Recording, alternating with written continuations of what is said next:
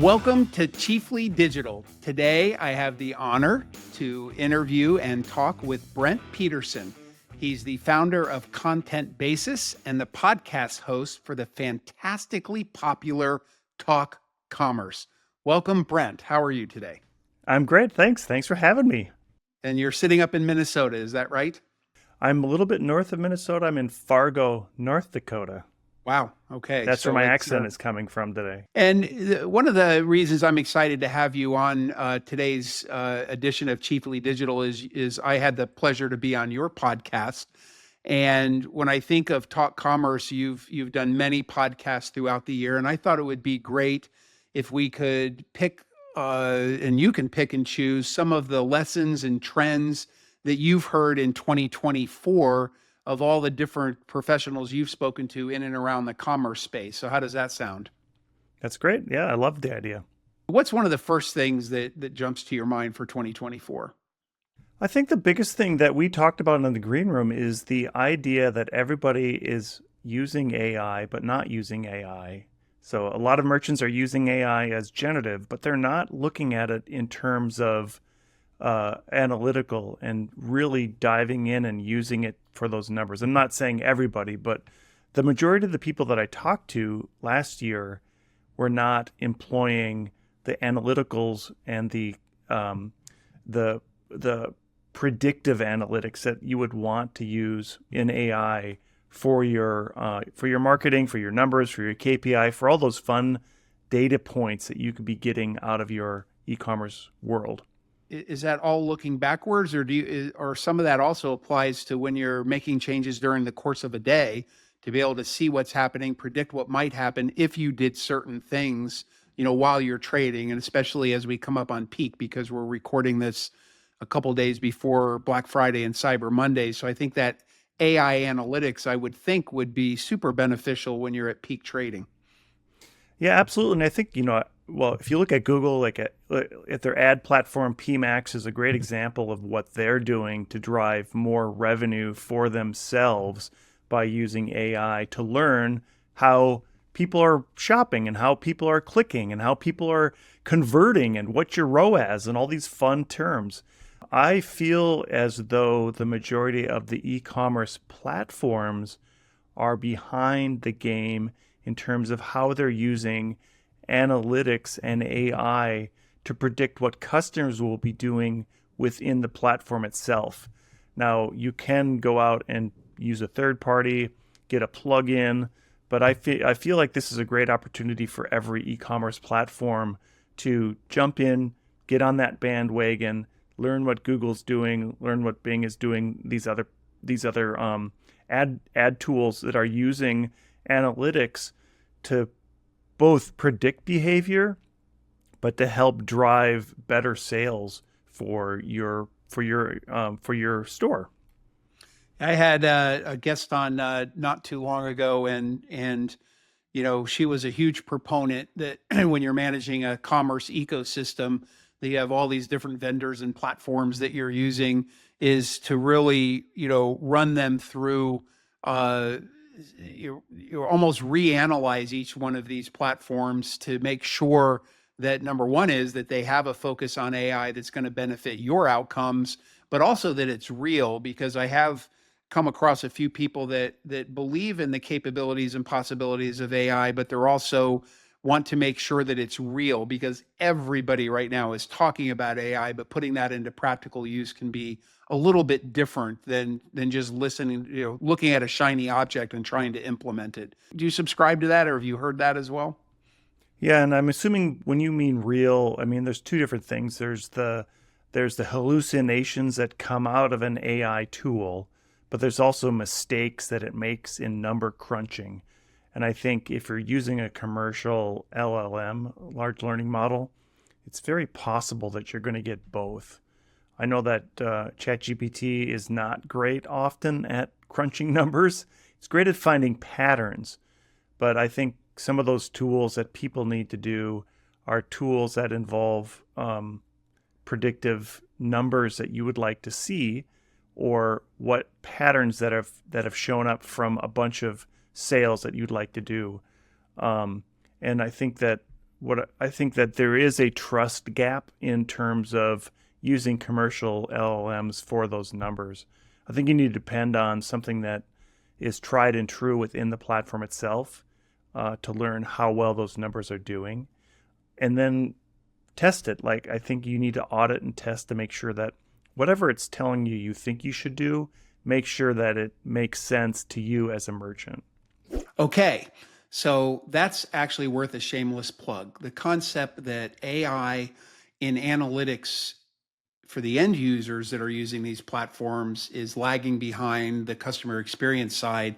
And at Fabric, we are all in on giving AI empowerment to the end users that are managing the experiences for their customers. All about power to the end user. As a lifelong end user, I subscribe to making it easier for people to run their businesses. Okay, back to Brent. The other thing that Google is really good at is getting you to click that button, or even telling you, hey, this is the best way to optimize it. I know that over and over again, they say the best way to optimize it is increase your budget. You're going to get that optimization at least 10 times as you're going through the recommendations.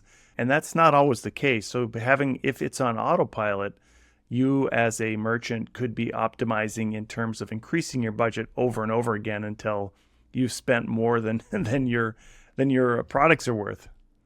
Yeah, and sometimes when I've been either over performance marketing or alongside performance marketing, I've always, the Googles and the Facebooks, and they have their own P&Ls as well. So when you look at models of one and models of the other, they almost always are somehow a proponent of spending more on their platform. But if you're on a fixed budget, it means you got to spend less on a different platform. So that's a little bit of what you're saying there. So I think that's where the healthy skepticism comes into play too on this. Yeah, and I guess I'm using Google as an illustration of how they're using analytics to kind of help you understand what your customers are doing. I feel like e-commerce platforms could be using those same type of analytics within themselves to predict what customers will be buying. And then if you're interacting with one of these platforms that are powering your e-commerce site, you're seeing it all within there versus trying to go run a dashboard, take a look at it, analyze it yourself, make a decision, and come back in the platform to affect something. Basically, what you're saying, and I agree 100%, is power to the end users and the employees that are actually running these sites. It's not always just about personalization for the end user, on what they're seeing, but it's on the power that the end users have within those platforms. And then you brought up you've when you think of headless, which has been around as a term for quite some time, but you have a perception that I also agree with that you've seen in the market on some of the people you've spoken with, and talk a little bit about that. Yeah, I think that headless in the last 5 years, everybody thought that's where it was going to go. Magento came out with this thing called PWA Studio. Google had a thing called PWA, Progressive Web Apps. And everybody thought that that's what was going to happen in the e-commerce space. And what has happened is it hasn't happened. Magento continues to be a monolith. Shopify is a single app. I know there's a headless version of it. But none of these things have taken off in the way everybody thought they were going to take off. And I think one of the trends that we saw the last 18 months to 2 years is the consolidation of services into a single place. And maybe that's why Shopify has been so successful. You can consolidate all your bills into one place, i.e. Shopify, and not have to spend money in all kinds of other places. So if you think of composable commerce, which is great for an enterprise solution, you then have lots of different people you have to keep track of, lots of stacks that you have to deploy, and lots of bills that you have to pay to different vendors. And so I think a lot of those things combined with just the way our economy went in the last 2 years led to sort of the unadoptation. Can I say that? The non-adoptation, the not adopting the whole headless idea, where everybody thought headless was going to be the thing. I think on composable, I think you're exactly right. And some of the people the retailers I've spoken with, both on this podcast, but also just as part of our general, go to market, is there's some benefits that composable brings in its modularity and extensibility, but there's a lot of complexity it brings with what you just said, having different vendors. Like in an extreme case, single module could be a best in breed. And I tend to feel like these things are, it's kind of snapped over to one side where everything composable, everything headless, and now there's some middle ground somewhere where there are places where a module, but it could be within a set of modules from the same vendor, which makes it easier to extend and easier to develop on than sometimes within a monolith. But I don't know that the dust has settled on all this yet. I don't know. 2025 is going to be an interesting year from my perspective. It might be the first normal resetting year since COVID.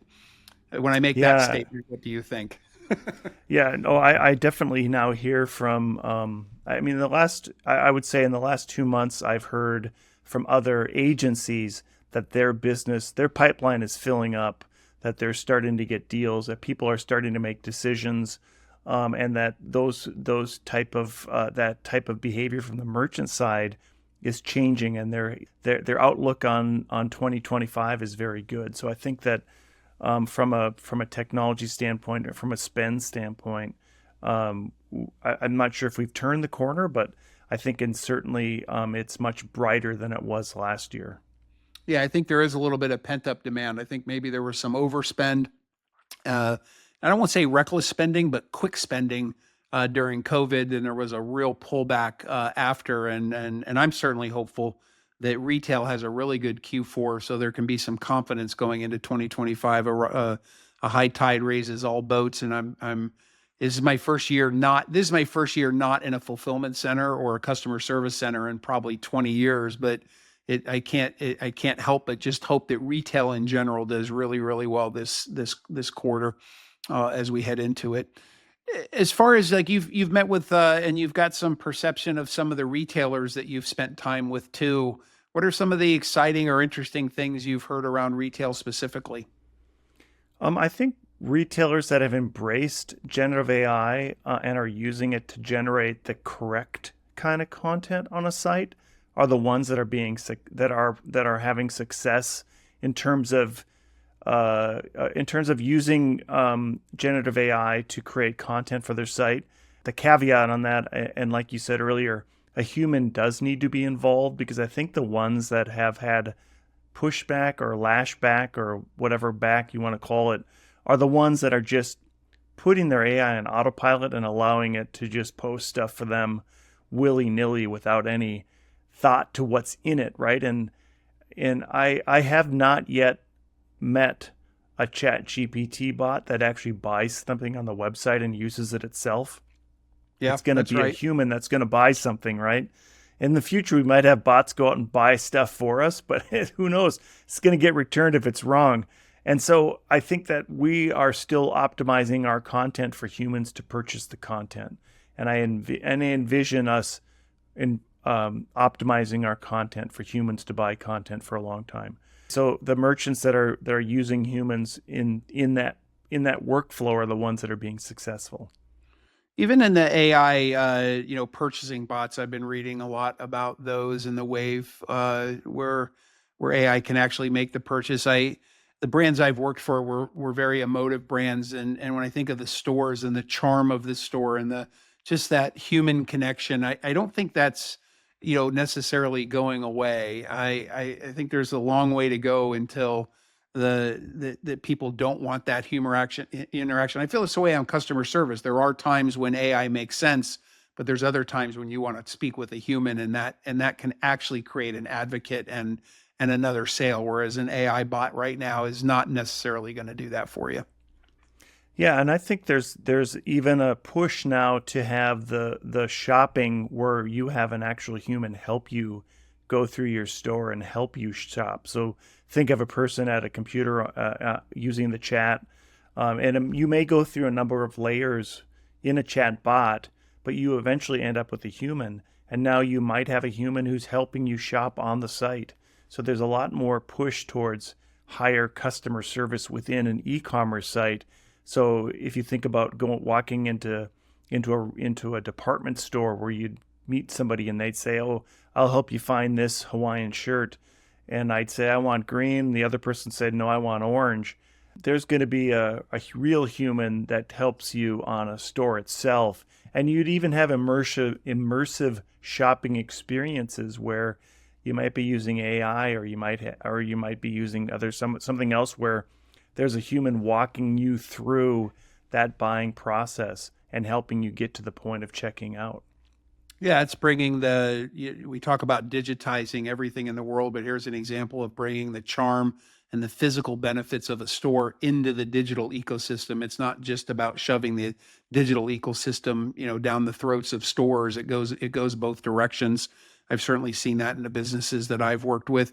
What about you talked about remarketing marketplaces? What is that? Explain that to me. Yeah, yeah, that was. I've had a number of conversations with companies that will take used product and resell it, and I know that there's companies out there that are doing premium or luxury brands, and that they actually partner with that brand itself. So instead of maybe having that brand go to a marketplace that would have mixed, it might be mixed of some forgeries or some replicas of that product. That product is a certified product that is resold on either the marketplace or certified by the brand for that marketplace. I'm sure, Jay, that you have a Gucci purse that you have, and maybe you want to get the next Gucci purse, that type of thing, where you're going to resell it. Instead of putting it on Craigslist, you could resell it in a marketplace, and it might be even sponsored by Gucci, or it might be in a market that is part of that website where you can go off and look at reused or used products. Yeah, it's actually re-commerce. I mean, that's Yep, re-commerce, exactly. and it can also fit into returns. It could be into used products. And I think I've also seen a trend where brands are taking control of that more than just allowing third parties to do that.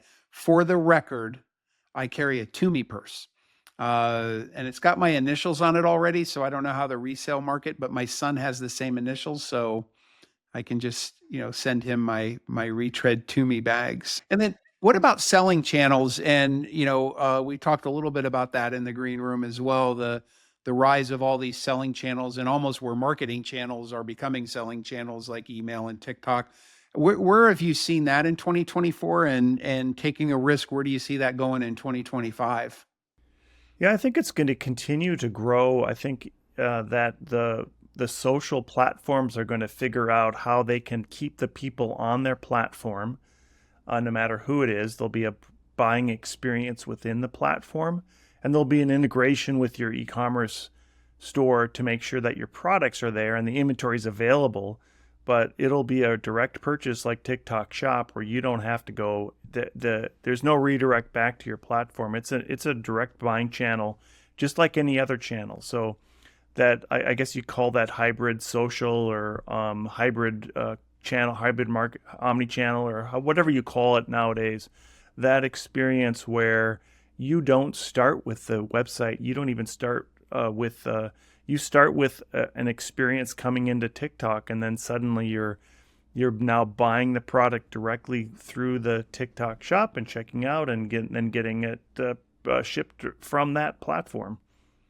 Yeah, that's I've always had a strong belief that you need to get the ability to purchase as close to the point of intent as possible. So if you're watching a fashion show, or like you said, watching a TikTok video or anything, even getting an email, if you can buy without having to then traverse over the website and then go into that 4, 5, 6% conversion bucket, because then the intent starts to wane as you have to do more clicks and navigate more stuff. And I think inventory becomes key there, because I'm not sure all those marketing channels. I can't tell you the time I've clicked a TikTok or a Facebook product and landed on the site, and that particular product is out of sight, or out of stock. So there's still some infrastructure that has to take place here to enable those channels. Yeah, if we want to get into the geeky tech talk, I think the iPass, the integration as a platform, and having some AI within that to better connect your systems are one of the things that we're going to see a lot of in 2025. So instead of having to hardwire an API between two systems, there'll be more of a, hey, I have this and go ahead and connect me. Just like ChatGPT can write code for you, there's no reason why AI won't be able to write the integration points between two systems.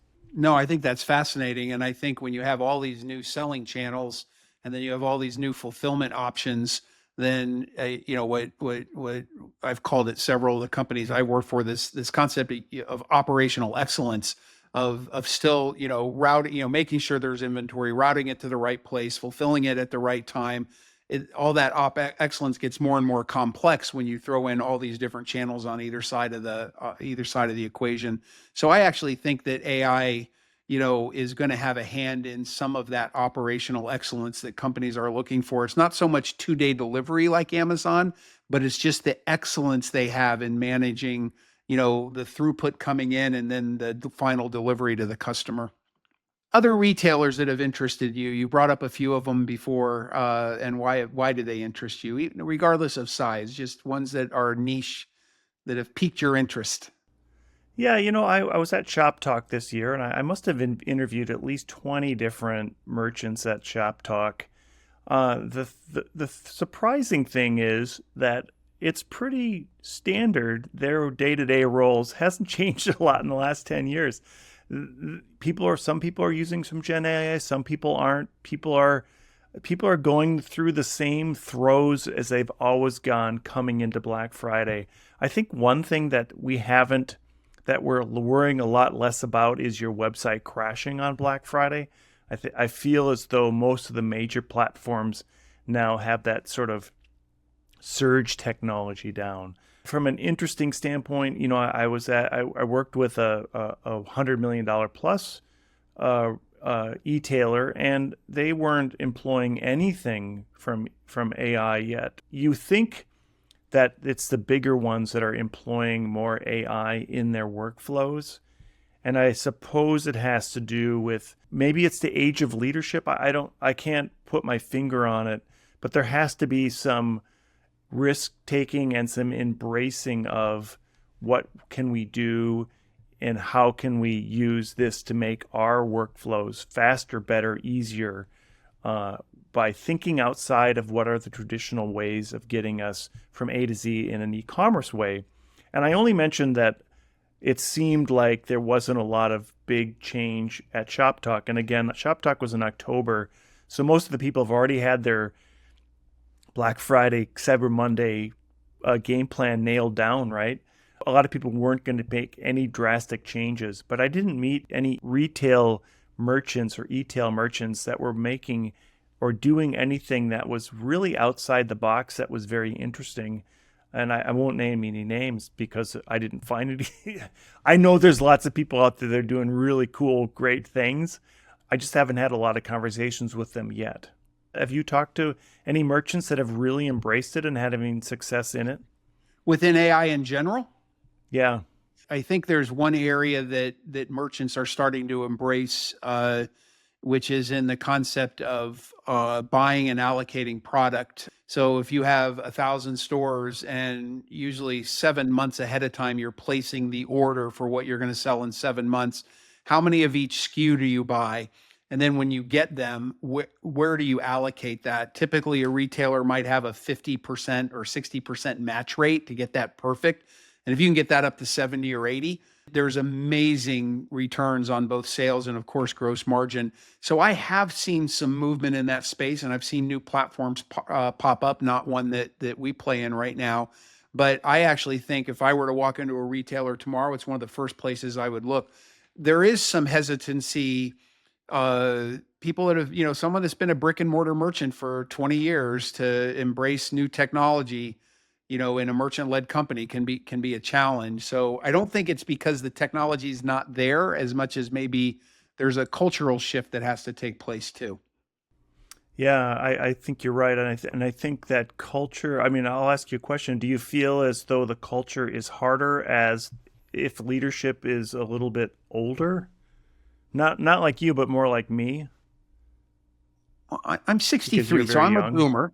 I'm a boomer. Uh, I tell you, I think that, and I can usually tell this in the retailers I've worked for and the ones that I even try to sell to, it all comes down to flexibility of mind. You have flexibility of mind. You listen to new things every day, and you formulate opinions on those new things. I think if you're locked in and conservative in your approach, I think maybe some of it could do with age, but some of it could do with this is just the way I've done it for a really, really long time, and it's hard for me to trust it.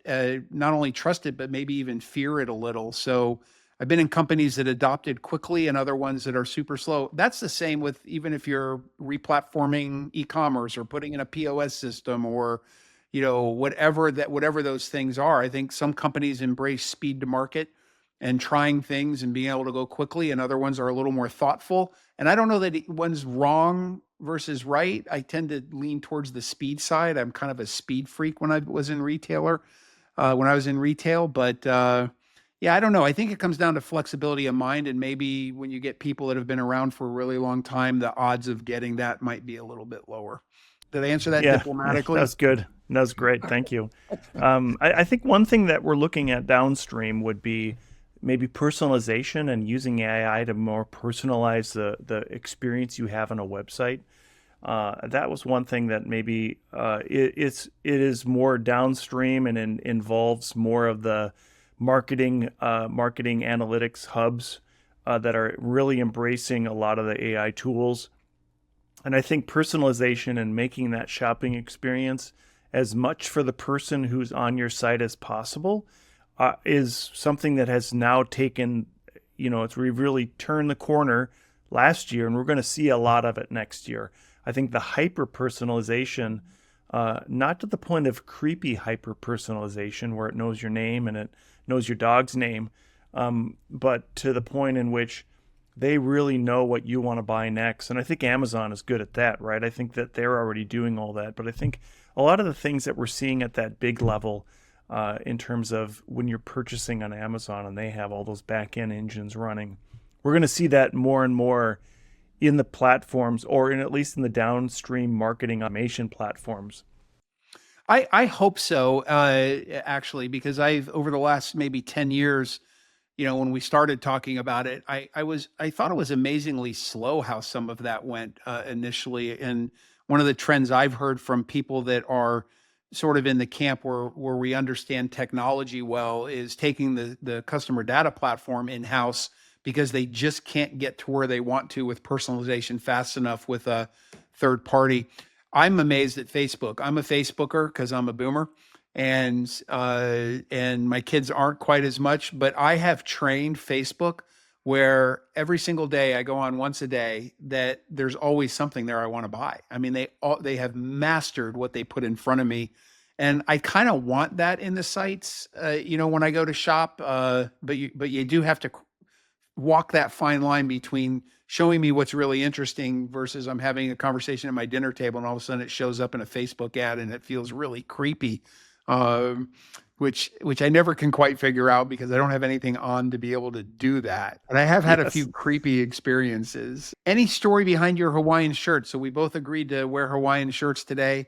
Any story behind yours? Well, I think when I go to conferences, I'd like to stand out. This is a long sleeve Hawaiian, Yeah, I and saw I'm that. always cold. So I thought, oh, yeah, I'll start looking for some longer sleeve Hawaiian because if we're spending our winters in Hawaii, Hawaiian shirts is a no brainer. Costco has them for $19.95 at the Costco in Kona. It's Right. like they're cheaper than a T-shirt. So, but I also wanted to stand out at conferences, and I think last year, the year before, I started wearing these shirts, and everybody was really commenting on them. And I'll tell you what, the ladies, the elderly ladies on the planes, that's my demographic right now. If you're 80 plus, I'm your guy because everybody's saying I love your shirt. So I'm going to let you close with this, Brent. And I'm going to put you on the spot because you didn't know this question was coming. It's not really a question, but I'd like you to tell me a dad joke. Oh, geez, a dad joke. All right. Well, a good, clean joke. It doesn't have to be a dad joke, a good, clean joke. All right. So this is when I told my son. I was rushing around and accidentally sprayed myself with a mouthful of Axe body spray. Now I talk with an accent. That's good. That's good. How do you remove leaves from your lawn? With a Ray King. Jeez. What made you get on so for those that don't know, Brent always tells a joke at the start of his podcast and allows the guest to grade it. So how did you start that? What made you start that? I think that I wanted to be light. I wanted to have a little lightness in it. I was doing that. Should it be free? I started it as the Free Joke Project. And look at it, there's my camera moving around. Yeah. And then nobody could understand. Now, free? What do you mean by that? So I recently changed it to give me a rating 1 through 5. And I just asked, don't give me a negative. Yeah, that's right. That's don't give me a negative 2 because it's only 5. Yeah, I would 1 never through give you a 5. negative 2. I love cheesy, simple jokes. They're my favorite, actually. I'm known for them in my family anyway. Brent, thank you. Yep. Thank you. Thanks for having me as a guest. Oh, that was awesome having Brent on. I loved being on his podcast, and I loved having him on my podcast. If I could tease out 3 things where I think Brent thinks a lot of this is going in 2025, one is AI around analytics and predictive analytics and the actual running of the business. Whereas generative AI is table stakes now for content, getting AI embedded in your analytics is going to be table stakes. Number 2 is hyper-personalization. I've heard this from many of the guests we've had on Chiefly Digital. And I think that also is time to be prime time. And then lastly, selling at the point of intent and using AI to help that. So you have these marketing channels like TikTok and Facebook and even email where they still dump you over to the site, but being able to transact right at that moment of intent is going to be key. So anyway, that's it for this edition of Chiefly Digital. Thank you so much for joining. I hope you had a wonderful Thanksgiving, and I hope you have a wonderful end of your 2024.